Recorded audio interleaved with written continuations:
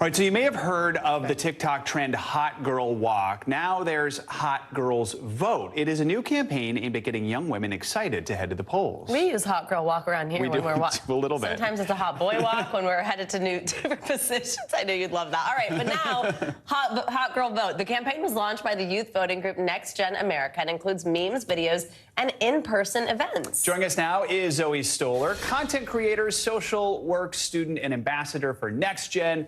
Zoe, good to have you with us this morning. So you have a big audience on social media, nearly 37,000 followers on TikTok last time we checked.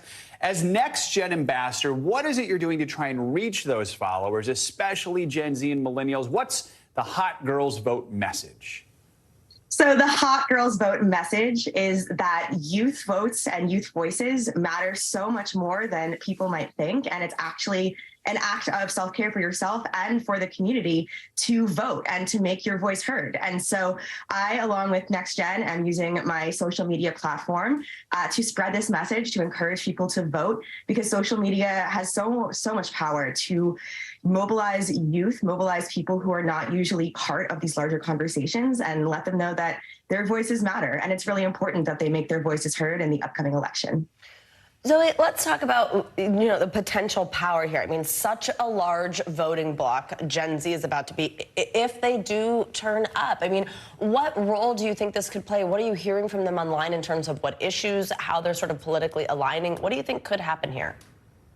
So I think the really cool thing about Gen Z and the younger generations is how much they care about their communities, both the communities and the identities that they hold, and also everybody else in this world. And it's so important that we create a democracy and political government that represents all of those identities, all of those needs. And Gen Z's focus, again, is really on that diversity, that community, in a way that I think other generations have not focused in on much.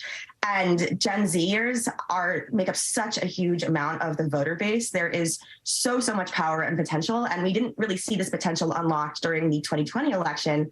But if Gen Z voters and youth voters can mobilize and make their voices heard now, then I know that means that we can create a democracy, again, that represents the interests of all people. So I know your own social media pages are really focused on educating people about the LGBTQ plus community. I mean, we know the campaign is called Hot Girls Vote, but how can people who maybe don't identify as women, whether non-binary or trans men or cisgender men, how can they feel included in the push to try and get people out to the polls?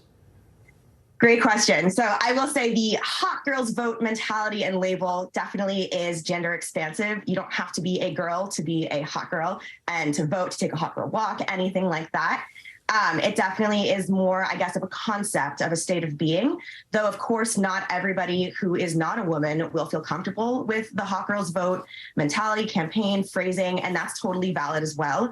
I think what matters most is that people of all identities, all experiences use their voices and realize that this is a time when we have so much power, regardless of our identities, and especially because of our identities, to make ourselves seen and represented. All right, Zoe Stoller, important message. Thanks so much for joining us this morning. We appreciate it. Yeah, thank you very much. Thank you so much.